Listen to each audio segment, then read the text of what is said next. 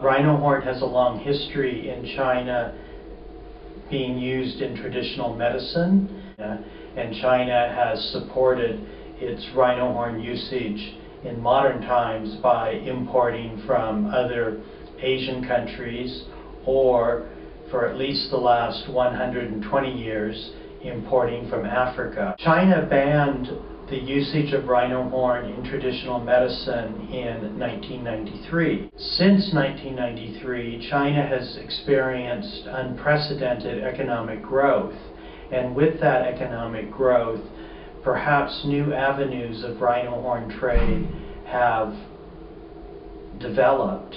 We know that in Europe, Chinese buyers were heavily involved in purchasing antique rhino horn bowls, the libation cups from the Ming Dynasty. Chinese buyers recently were responsible for a major upsurge in the purchase of rhino horn carvings and taking them back to China.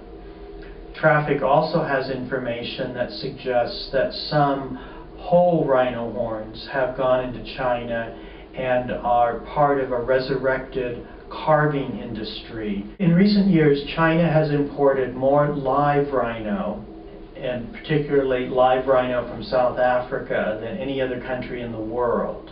We do know that a company that until recently on their website had a business plan which called for raising rhinos in captivity, harvesting the horn, and producing rhino horn medicines.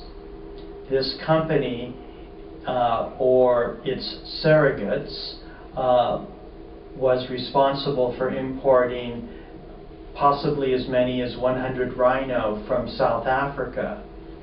This raises concerns that there are commercial intentions and there is a desire amongst some businessmen in China to resurrect a rhino horn trade. We are seeing Chinese interest in rhino horn. We're hearing it from other countries that are claiming that Chinese buyers are coming in to buy horns, particularly in Vietnam. We are seeing it in auctions in Europe, where Chinese buyers are purchasing antique rhino libation cups, as well as sport hunting trophies that are no longer wanted by the people or their families which own them.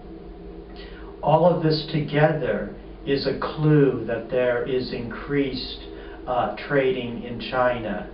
Further, our program in China has been doing internet surveys in China and has discovered trade in rhino horn. In Africa, we have seen Chinese nationals arrested in conjunction with rhino horn trade, particularly in South Africa.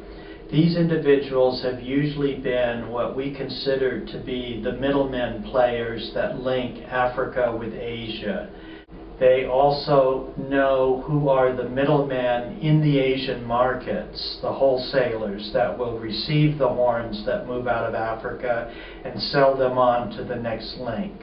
There is an ongoing investigation of a particular Vietnamese dealer who seems to be selling almost exclusively to Chinese tourists who come to Hanoi, visit this establishment, and purchase rhino horn in various ways, including a new product, rhino horn bracelets. This all leads us to believe that there is some resurgent trade in China.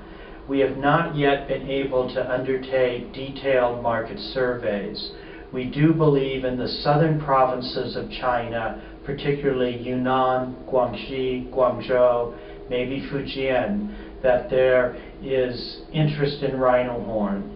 And the cultural overlay may be similar to what we are seeing in Vietnam, where rhino horn is not used so much as a traditional medicine, but rather as a product that provides status for its owners. We do know that there is evidence of increased trade to China.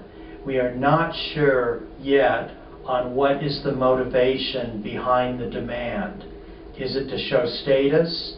Is it for traditional medicine use? Is it for some other purpose? We don't know. We don't yet understand the situation in China, but we do believe that somehow China is beginning to become a more important consumer of rhino horn.